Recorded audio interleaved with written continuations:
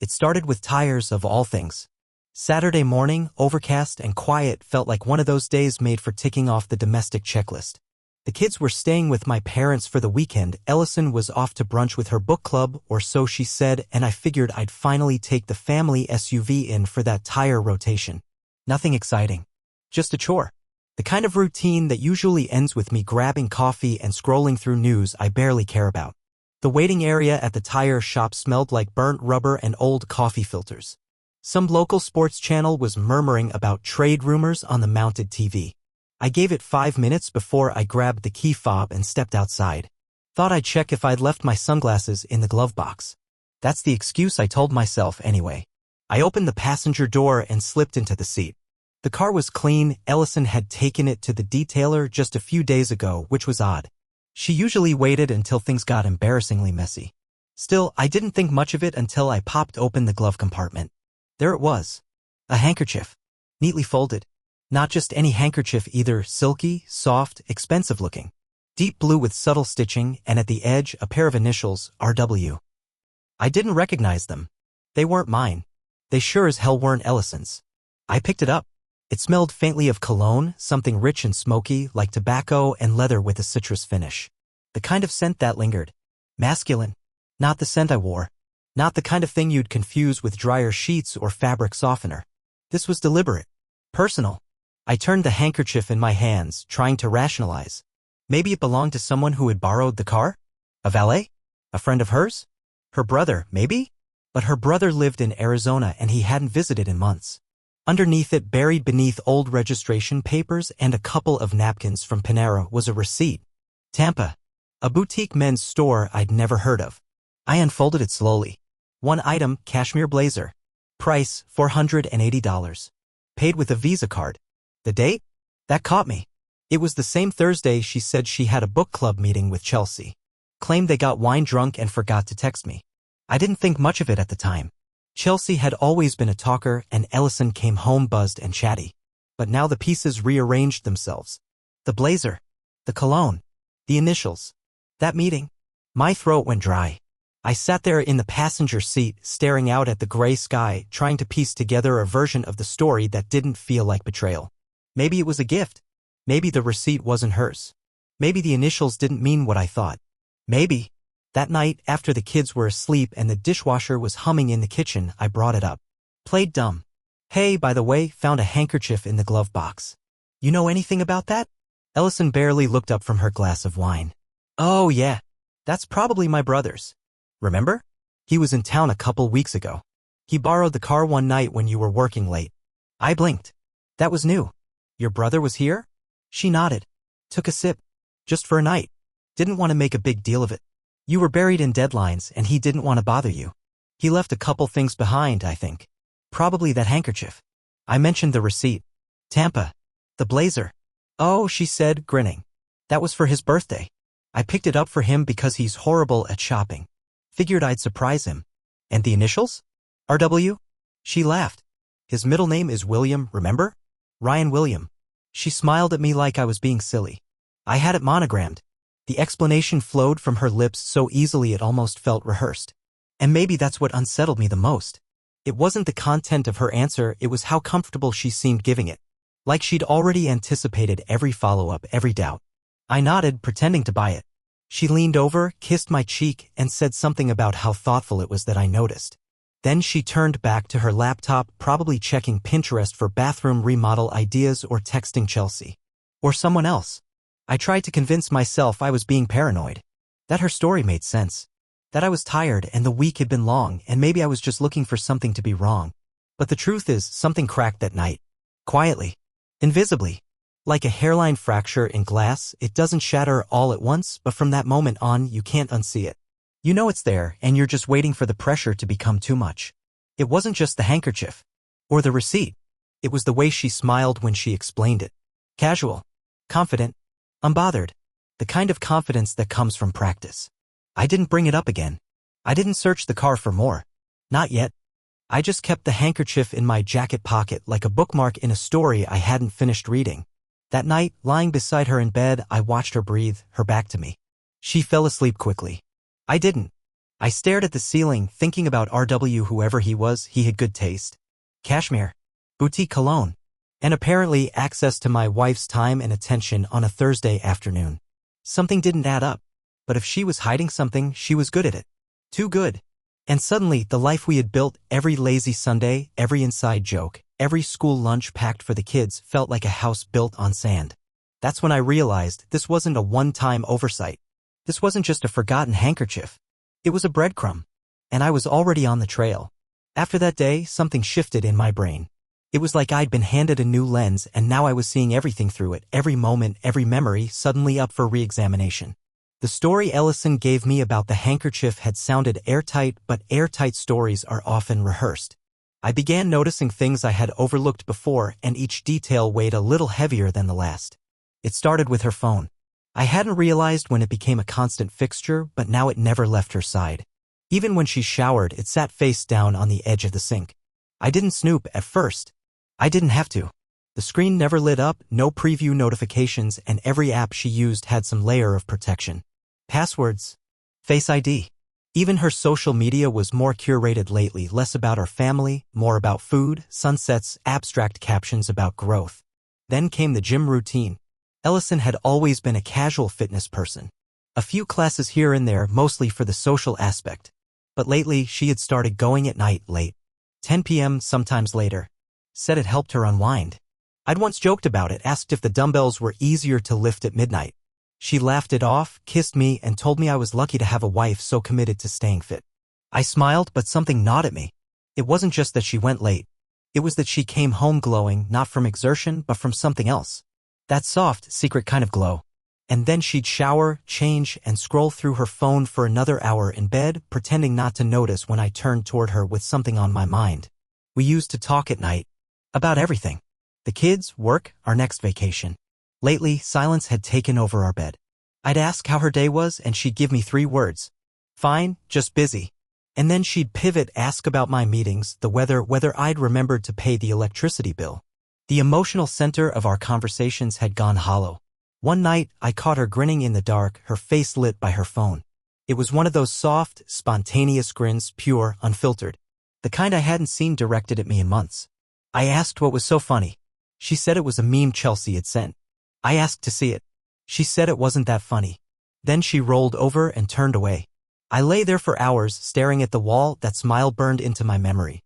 The beach trip was the next thing that didn't sit right. We had planned it months in advance, just the 4 of us, a long weekend on the coast, boardwalk food, sandcastles. Ellison was excited, had even bought new sunglasses and a floppy straw hat she made me swear not to crush in the suitcase. But the day before we were supposed to leave, she claimed there was a work emergency. A regional manager was flying in unexpectedly and she couldn't miss the meeting. I believed her. Of course I did. I took the kids alone, tried to salvage the trip. But on the second night, I was scrolling through social media while they napped, and a post from one of her coworkers popped up in my feed. It was only visible for a few seconds before it vanished, probably a story she deleted. A wine glass. A plate of pasta. Dim restaurant lighting. And behind the glass, part of a man's arm. Rolled up sleeve. Gold watch. It wasn't conclusive, but it was off. I *******. Still have it buried in my photo roll, just in case. Her clothes had changed too. Subtle things. She used to wear practical stuff, linen, cotton, breathable, and neutral. Now she had more silk. More form-fitting tops. And her perfume? Sharper. *****. Not the scent she used when she was trying to get a promotion or impress the PTA. This was different. The kind of scent that lingered after a long hug. Or a longer goodbye. And then there was the day she came back from her book club brunch. I greeted her at the door, trying to play it cool. She looked elevated. Her makeup was flawless, her blouse had the barely wrinkled look that says it hasn't been on for very long. Her hair was pinned in that loose, artfully undone way she used to only do for parties. I asked how the book discussion went. She blinked, like she had to remember what book they were supposedly reading. Then she smiled and told me it turned into more of a mimosa thing. "You know Chelsea," she said, laughing. I did know Chelsea, and Chelsea was 6 months pregnant. Mimosa thing? Little by little, I started checking things. Not outright snooping, just cross-referencing. I'd casually ask Chelsea a question over text. Nothing direct. just enough to see if stories aligned. Once, Ellison told me she was at Chelsea's place watching a movie.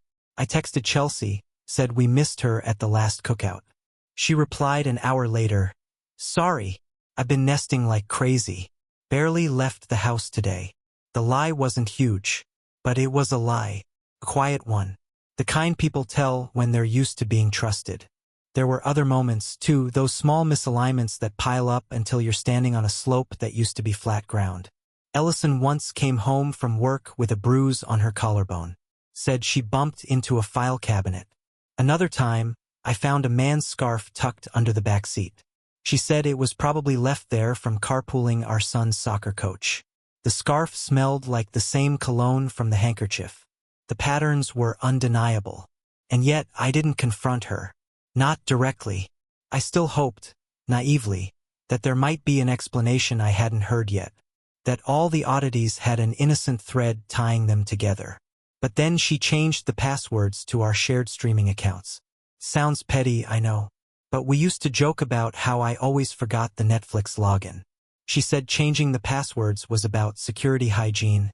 But I knew what it really was. A new compartment. A new wall. I began writing things down. A note on my phone labeled groceries. But inside was a list of moments. Dates. Things that didn't add up. It helped me feel sane. Like I wasn't just spiraling in my head. The more I looked, the more I saw. And yet, life went on. We smiled for photos. Showed up to school events. Talked to the neighbors. From the outside, nothing looked wrong. But inside me, something was unraveling. The version of Ellison I had built in my mind, the honest, dependable partner, was being dismantled quietly, one thread at a time. One night, I tried to bring it up. Asked if she felt like we were drifting. She shrugged. Said all marriages go through phases. That I was probably just stressed about work. That I should try meditating or taking up yoga. I almost laughed. She wasn't wrong about the stress. But the thing I couldn't say was, "I'm not stressed about work. I'm stressed about you." But I stayed silent. Because some part of me still wanted to believe this was salvageable. That I was misreading everything. That the cracks were just weathering, not structural. Still, I couldn't help but wonder. If the roles were reversed. If I was the one with the hidden receipts, the mysterious bruises, the midnight routines. Would she still be sitting there with that same unreadable expression? Or would she have already walked away? I used to think the worst part of betrayal was the suspicion. The days and nights spent trying to decode a partner's actions, staring at shadows and calling them monsters. I was wrong. The worst part is confirmation. Not the guessing, but the knowing. 2 weeks after I found the handkerchief, Ellison called a family dinner. She said it was long overdue. Something for the kids. For both our sets of parents. A chance to reconnect. I thought maybe it was an olive branch. A sign that whatever distance had crept between us was about to be bridged. So I went along with it. I helped cook. I set the table. I smiled for the kids. And then, over spaghetti and garlic bread, as our son showed his grandmother his crayon drawing, Ellison cleared her throat and said, "I've decided I'm going to file for divorce." Just like that. Forks paused midair. My dad froze with a napkin in his hand. My mom gasped audibly. Our daughter blinked, her mouth half open as she looked from me to her mother. I didn't say anything. I didn't move. I remember chewing, swallowing, placing my fork and knife down on the edge of the plate like I was done with dinner. But I wasn't done with anything. Ellison didn't cry. She didn't explain. She said she didn't want to make a scene. That we could talk more about it later, just the two of us. I nodded. Not because I understood, but because nodding was easier than flipping the table. That night, I didn't ask for details. I didn't beg or plead or argue. I sat on the porch with a glass of water and stared at the stars like they might offer some kind of answer. They didn't. The next morning, while she took the kids to school, I got in the SUV and drove to Tampa. The store on the receipt, the boutique men's shop, was real. A clean, modern place with aggressive cologne and sharply dressed mannequins. I walked in pretending I was looking for something similar to what a friend had bought recently. They pulled up the transaction. A cashmere blazer, tan, size medium. Purchased with a card under the name Ellison M. Kavanaugh. I smiled, said thanks, walked out and didn't look back. The hotel was next. It was a small place on the coast, discreet and upscale. The receipt I'd found under the handkerchief listed no room number, just the hotel name and the date. I walked up to the front desk with the calm of a man who's lost sleep and found steel. "I think I left a phone charger in my room last month," I said. "Room 219. I was with a friend. I'm hoping someone turned it in." The clerk smiled politely and checked the back. He returned with a white phone charger held together with a rubber band and a business card stuck underneath. "We label them when we find them," he explained. "This one was in room 219. Anything else you remember about your stay?" I shook my head and took the charger, but my eyes were fixed on the card. It was for a financial advisor in Atlanta. On the back, scrawled in pen, were two letters, RW. I nodded, muttered a thank you, and walked back to my car. In that moment I knew. There was no book club, no brunch with Chelsea, no boutique gift for her brother. She'd spent that day, and probably others, at a hotel room with a man whose name started with R and W. A man who wore boutique cologne and dropped business cards and used handkerchiefs like something out of a movie. The kind of man who didn't leave receipts unless he didn't care if they were found. I drove home in silence. No music, no GPS, just the hum of the engine and the weight of the truth pressing down on my chest like a cinder block. I pulled into our driveway and sat there for a while, staring at the house I thought I understood. The swing on the porch. The front door I had painted with her 2 summers ago. The window to our bedroom, now slightly cracked open for fresh air. It all looked the same, but none of it felt familiar anymore. That night she acted normal. Told me about our daughter's spelling quiz, about how she wanted to repaint the upstairs bathroom. I listened. I even nodded. But in my head, I wasn't hearing her voice. I was hearing RW's. I was picturing his blazer, his watch, his hand brushing against hers in a hotel hallway. I wanted to ask her why. I wanted to demand answers. But I didn't. Because once you know the truth, the words that follow don't really matter. You're not looking for answers. You're looking for an apology that won't fix anything. I waited until she went to bed, then sat in the kitchen and typed his initials into Google. It didn't take long. Financial advisor. Atlanta. Handsome, polished, his LinkedIn *T full of white teeth and expensive confidence. I found a photo of him at a corporate event. Same cologne brand on the sponsor list as the scent on the handkerchief. His Instagram was private, but his tagged photos weren't. There was one of him at a rooftop bar, arm around a woman with her back to the camera. She wore a deep green dress. Ellison had that dress. I remembered it from the laundry. I logged out and sat in the dark. The following day, a letter showed up in our mailbox with no return address. Inside was a printed photograph, RW and Ellison at a restaurant, sitting across from each other in a booth, leaning in close. The timestamp was from a week ago. Atlanta. The same weekend, she said, she was staying with her sister after a mental health retreat. She wore the same dress, same necklace. She was smiling, wide and carefree. The kind of smile that hadn't graced our dinner table in months. I didn't say anything. Instead, I searched her bag that night. She kept it under the bed, zipped shut. Inside, tucked between receipts and a travel-sized lotion, was another hotel keycard. Room 219. Same place. Same room. I sat there for a long time, card in hand, waiting to feel something. Rage, grief, vindication.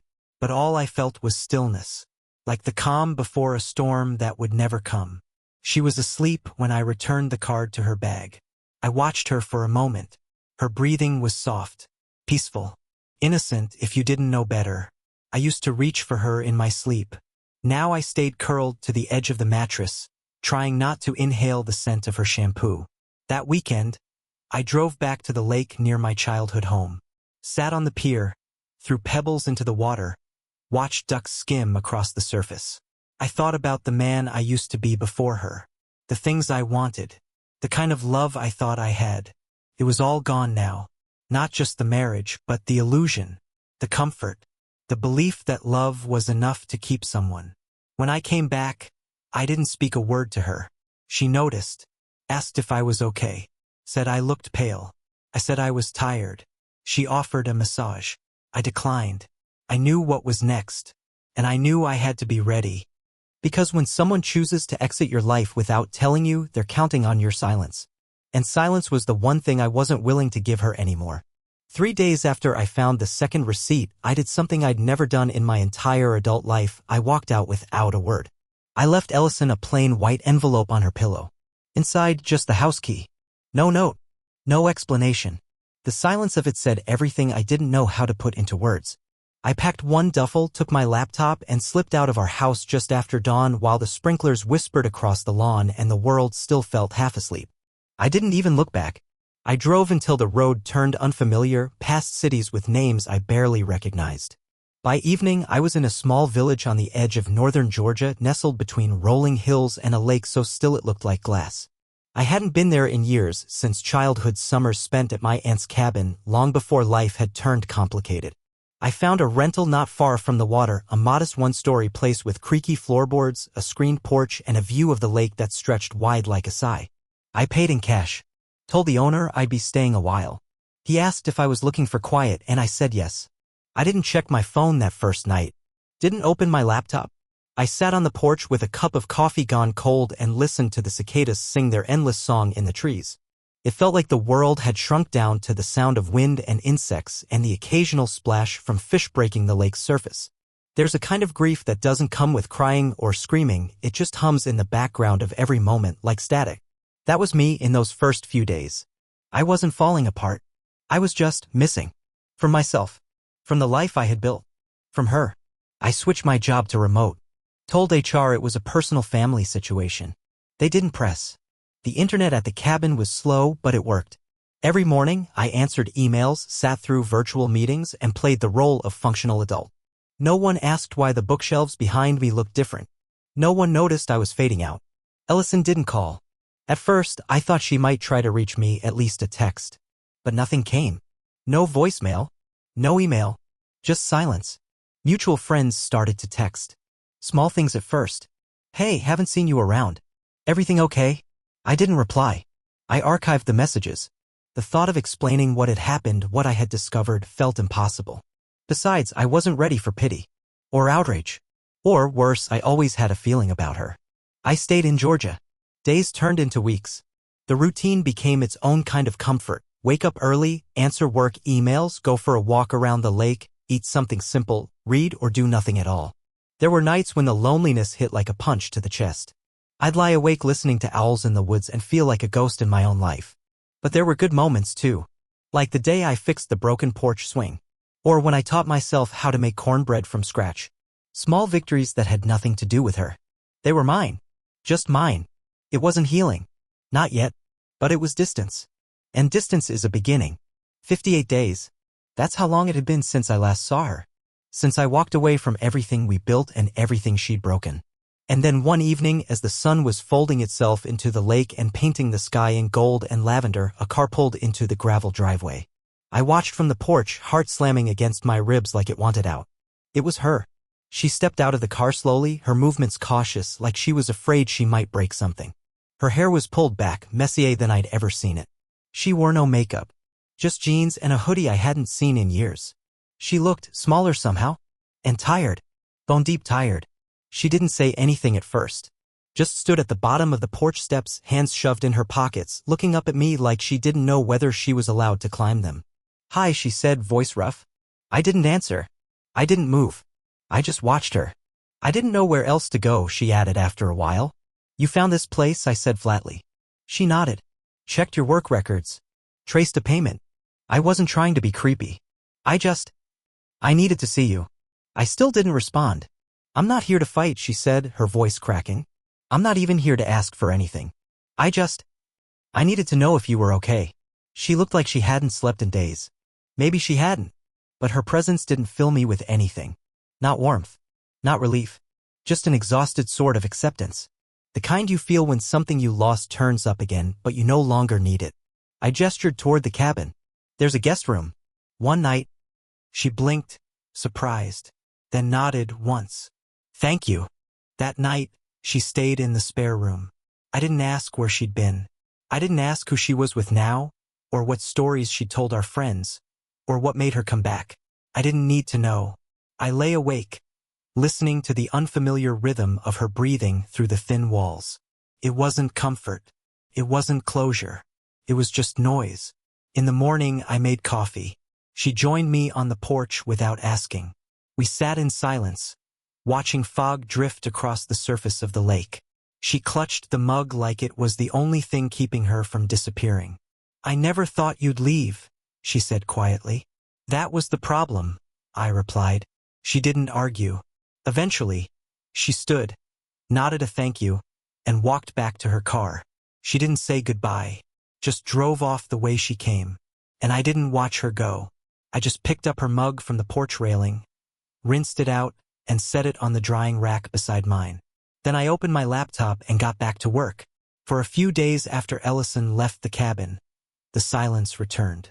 It was almost comforting, like I had slipped back into a world where she was just a name in my past instead of someone who had been under my roof again, breathing the same air, standing on the same porch. But something lingered, her scent maybe, or just the memory of her silhouette leaning against the railing at dawn. I kept catching myself glancing at the guest room door, half expecting it to creak open even though I knew she was gone. I kept the door shut after she left, not out of spite, but because the emptiness behind it made things too real. Then, on the fourth morning, I saw it. Her phone, left on the end table near the couch, face down as always. I wasn't going to touch it. I swear I wasn't. I told myself she'd come back for it, or maybe it wasn't even hers. Maybe it was an old backup she no longer used. But when the screen lit up with a notification, all my restraint collapsed. The message was from an app one didn't recognize. No name on the sender, just a gray silhouette and a preview that read, "I dream about your hands." That was it. No emojis, no preamble, just that. I didn't open it, didn't swipe, just stared at the message until it disappeared, then picked up the phone and turned it off. Not because I wanted to protect her privacy, but because I didn't trust myself with what might be inside. Later that afternoon, I walked 2 miles into town to clear my head. I found a coffee shop that played old jazz and served black coffee in chipped porcelain mugs. I sat near the window and watched strangers live lives I wasn't part of. A man bought his wife flowers from the stand across the street. 2 teenagers argued over who forgot the movie tickets. A mother struggled to juggle a stroller, a toddler, and an iced latte. It all felt normal, solid, uncomplicated. That evening, I got back to the cabin and found an envelope in the mailbox. No return address. Same kind of envelope I had left on Ellison's pillow weeks before. Inside was a photograph. Glossy, intentional. Ellison and R.W. They were sitting across from each other at an outdoor restaurant, leaning in too close, her hand resting lightly on the edge of his plate. He was mid-sentence, eyes fixed on her like she was the only person in the world. And she was laughing. That kind of deep, belly laugh that crinkles her eyes and makes everyone around her glance twice. She wore a navy blue dress. I recognized it immediately. It had been in the laundry basket 3 days ago, before she came to the cabin. The timestamp? 2 nights ago. Atlanta. It wasn't just betrayal, it was currency. Proof that whatever she'd told herself about closure or distance or regret hadn't stopped her from going back.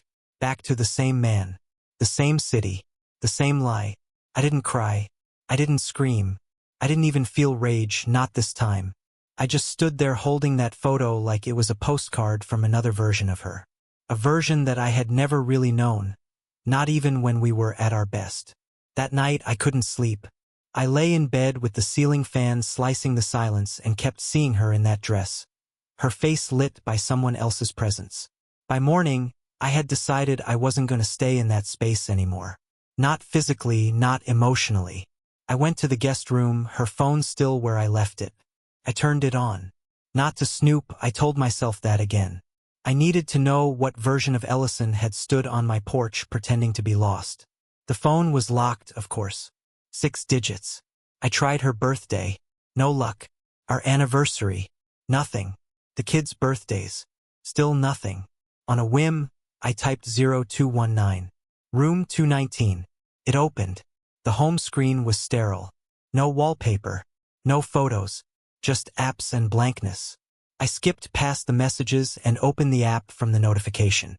It was some encrypted chat service, probably the kind marketed to people who don't want to be found out. The most recent message was the one I had seen. I dream about your hands. There were others. Too many to count. Most were short. Still thinking about your laugh last night. Your skin smelled like rosemary. Did he suspect anything when you got back? I missed the space between us before we close it. And then one that stopped me cold. When can I see you again? I want you to stay this time. I closed the app. I didn't look at the photos. I didn't read her texts. I didn't search her emails. I didn't need to. The contents of that app were enough to drown in. She hadn't just continued the affair, she'd nurtured it, protected it, watered it like a garden behind a locked gate. Later that night, I opened the photo envelope again. Flipped it over. Written on the back in ink was a single word, thought you should know. I never found out who sent it. Maybe Chelsea. Maybe someone else who had seen through the cracks. Maybe RW's wife, if he had one. It didn't matter. Whoever it was, they had offered me something Ellison never could, the unvarnished truth. The next morning, I searched her overnight bag one more time. Not out of curiosity. Just to see if there was anything left to lie about. Inside was a hotel receipt. The same hotel. Same room. 219. Again. The date was 3 days prior. I stared at it like it might change if I blinked long enough. But it didn't. It confirmed what I already knew deep down. The cycle hadn't ended. It had just paused. Long enough for her to knock on my cabin door, long enough for me to let her in. And now I had let her out again. That night, I lit a fire in the old stone pit by the edge of the lake. I sat alone and tossed in the photo. Then the receipt. Then her charger from the hotel. Her forgotten phone. One by one, I fed the evidence to the flame like it owed me an apology. The fire crackled and hissed. The plastic melted. The paper curled. The screen shattered and glowed red before going dark. It felt final. Like a punctuation mark. But I knew better than to believe in endings. Later, I wrote a letter to myself. Not a diary entry. A declaration. I told myself I was done chasing closure. That I wouldn't wait for her to show up again with tears or apologies or explanations about how things got complicated. I told myself that some people don't stop breaking you even after you leave. And the only way to heal was to let them disappear completely. I folded the letter, placed it on the nightstand, and fell asleep for the first time in days without dreaming. The next morning, the wind smelled like pine and smoke and something else, freedom, maybe. I made coffee. And didn't think about her once. The morning I left Georgia, the sky was pale and clean, like a page yet to be written on. I didn't pack much. I left the cabin the same way I had entered it, quietly, deliberately. There was no dramatic goodbye. Just one last glance at the lake that had swallowed my grief and returned only silence. I didn't tell anyone where I was going. Not my family, not my friends, not even my job.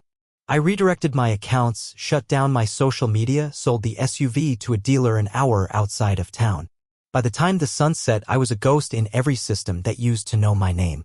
I drove west with no real destination, just a loose idea of Montana and a craving for stillness. I passed through towns that felt stitched together by wind and wood smoke, each one quieter than the last. Somewhere near Flathead Lake, I stopped. A small town with no stoplights, a local diner, and a bookstore with a crooked sign that read, "Turn the page." That was the one. I walked in, asked if they were hiring. The owner, an older woman with a bun so tight it looked painful, stared at me for a beat too long before saying, "You know how to shelve alphabetically?" I said yes. She handed me a stack of paperbacks and told me to prove it. I stayed. The bookstore job was simple. Mornings were for unboxing shipments and arguing with Evelyn, the owner, about whether romance novels deserved their own display table. Afternoons brought in the locals, farmers with dirt under their nails, high schoolers looking for test prep guides, retired couples hunting for large print mysteries. No one asked about my past. No one recognized my last name. I was just Adam, the quiet guy who fixed the wobbly bookshelf and always had a recommendation. And for the first time in years, I felt still. I didn't think about Ellison anymore. Not really. She became background noise in the theater of my memory, blurred figures in hotel windows, soft perfume on strange fabric, words I no longer cared to translate. She didn't try to find me again. Maybe she knew better this time. Sometimes, when the store was empty, I'd sit behind the register and scribble thoughts in the margins of used books. Not poems.